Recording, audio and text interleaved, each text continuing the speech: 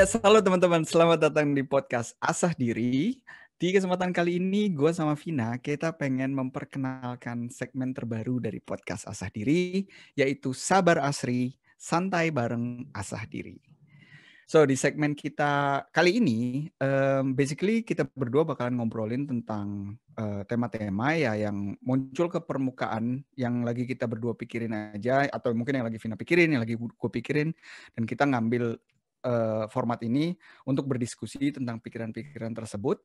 Dan ya, just go with the flow, nggak perfect, unscripted, and let's just go for it. So, itulah segmen terbaru kita. Gitu ya, Vin ya?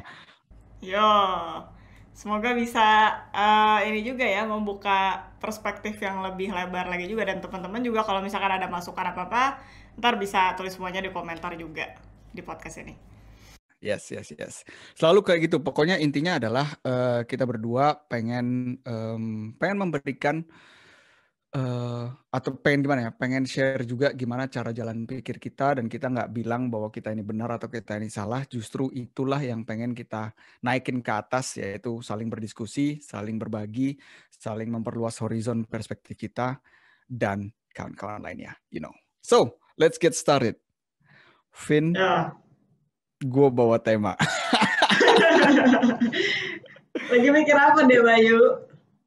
Ya, jadi gua itu belakangan ini sempat ngobrol sama teman baik gua, dan kita ngobrolin tentang ini, Vin, tentang idealis untuk menjadi diri sendiri.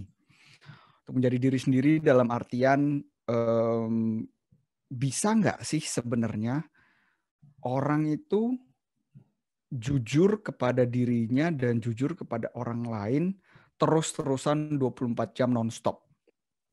Kenapa muncul pertanyaan kayak gini? Karena banyak yang, bukan banyak ya, gue juga salah satu orang yang berpikir semakin jujur lu ke diri lu sendiri, lu akan mendapatkan, gue percaya dengan law of attraction, because the resonance gitu ya. Semakin lu jujur dan menunjukkan diri lu, dan lu secara tidak langsung atau tidak langsung, lu akan menarik orang-orang yang juga cocok dengan diri lu itu sendiri. Dan problemnya adalah di mana kalau gua aja nggak bisa jujur kepada diri gua, dan gua nggak bisa jujur ke dunia luar, berarti kan secara nggak langsung gua menarik orang-orang yang cocoknya sama topeng yang gue pakai, instead of orang-orang yang memang cocok dengan diri gue gitu. Does it make sense? Iya, make sense sih, Bay. Ya emang gitu ya, gue juga percaya gitu sih memang bekerjanya. Dimana kalau lu, kan kita memang apa ya, mempelajari law of attraction itu percayanya bahwa itu menggunakan frekuensi kan. Kalau misalkan lu mempunyai suatu frekuensi, tentunya lu akan menarik orang-orang yang frekuensinya juga sama sama lu. Jadi even lu itu sebenarnya mau atau enggak, ya lu akan menarik orang-orang itu kan. Itu justru bahayanya kalau lu unconscious menarik orang-orang yang sebenarnya lu nggak mau kan, dan akhirnya membawa efek negatif atau mungkin membahayakan lu. Nah, tapi itu kan kalau kita udah ngobrolin di level meta ya, di level di level yang bukan kayaknya sih, kalau menurut gue, kalau kita ngomongin kayak gitu, kita nggak bisa ngomongin itu di real life day by day gitu loh, di daily life. Jadi gue mikirnya adalah at one point gue pasti harus, kayak misalkan gini aja deh, misalkan lo mulai di tempat kerja gitu ya, apakah lo langsung menunjukkan diri lo the way you are, atau lu kayak lebih berhati-hati dulu nih, wah kayaknya gue mesti jaga image dulu nih, gue mesti menunjukkan sisi terbaik gue gitu kan ya, karena gue masih anak baru, masih ini masih itu gitu. Nah, dari situ aja gue juga, atau dari kayak nggak harus ini ya, nggak harus apa namanya, nggak harus selalu di awal pekerjaan itu, tapi bisa juga memang di environment pekerjaan ya lu nggak bisa atau nggak harus menunjukkan diri lu seperti apa adanya, Melainkan lu di situ, role lu di situ adalah sebagai pekerja, jadi berlakulah sebagai pekerja gitu-gitu. Ngerti nggak lu? Kalau soal itu sih kayak balik lagi ke pribadinya masing-masing juga sih ya, Bay ya. Ada yang memang sengaja, oh gue kayaknya mesti datang-datang gue kayak mesti manut, nunduk gitu kan. Padahal aslinya semrawut gitu kan. Menurut gue sih ya pribadi masing-masing sih. Tapi ya mungkin kalau gue ngelihatnya kalau dari segi lingkup kerja ya, kalau yang tadi lu bilang kita harus memposisikan diri kita kayak pekerja yang baru masuk ke suatu tempat kerja, menurut gue mungkin itu lebih ke etika dan moral kali ya, daripada lu memakai suatu identitas or topeng yang perlu lu gunakan untuk masuk ke tempat kerja gitu. Kalau memang di tempat kita ngomongin tentang moral gitu ya, atau tentang etika di tempat kerja gitu ya, kita kan makhluk sosial ya. Jadi kita adalah selalu satu part dari sebuah sistem. Ya kan? Jadi kalau lu ngelihat di rumah ya berarti sistemnya adalah sistem keluarga, kalau lu lihat di kantor sistemnya adalah sistem tempat pekerja, kalau lu lagi kumpul-kumpul kongko-kongko sama teman-teman lu berarti sistemnya adalah sistem pertemanan lu itu. Dan kalau memang di setiap sistem itu ada moral dan etika yang dalam tanda kutip harus kita ikuti, kalau gitu kapan ada ruang dan waktu untuk kita menjadi diri kita sendiri tanpa harus sibuk mikirin anjir gue pakai topengnya mana nih ya untuk ngikutin etika dan moral dan cara main dari setiap sistem itu sendiri gitu. Ngerti gak lu? Ya jadi menurut gue tergantung pribadinya, sama mungkin gue mesti tanyakan dulu diri lu yang lu maksud itu menjadi diri sendiri tuh dalam aspek apa, Bay? Menjadi diri sendiri itu dalam aspek apa?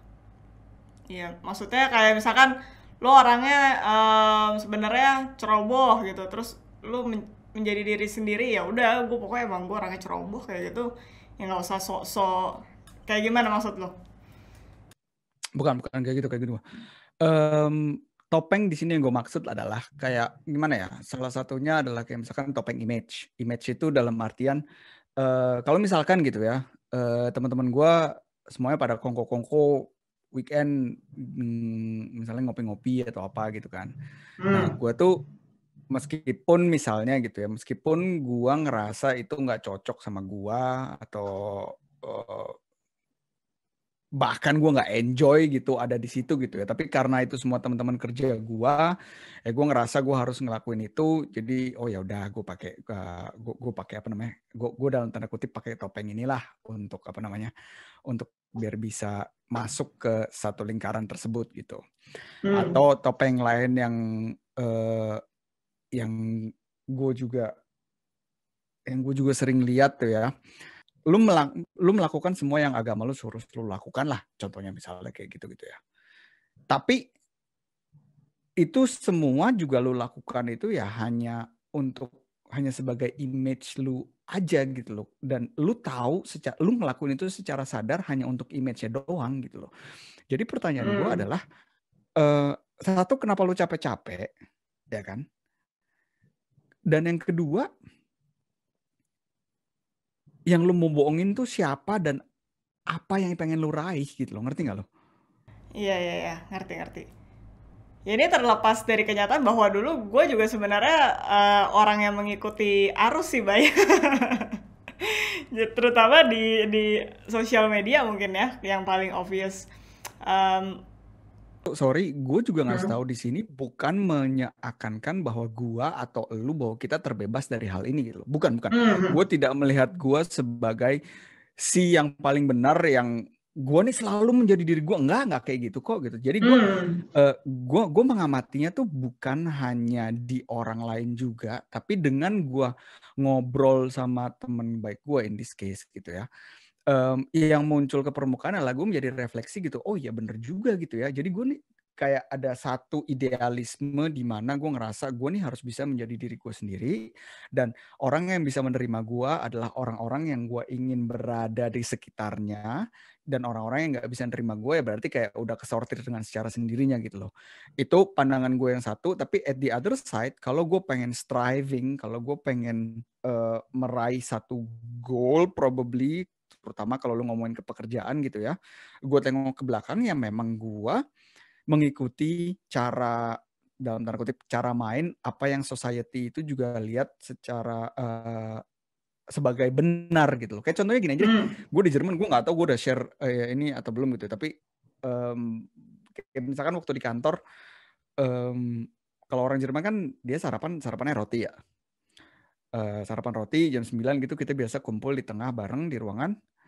Tapi si Bayu dong datang udah hampir kayak bawa rantang gitu anjing. Gue bawa buka bekal gue, ada nasi, ada telur ceplok, ada sayur, ada ini, anjir full blown breakfast ala Indonesia gitu kan.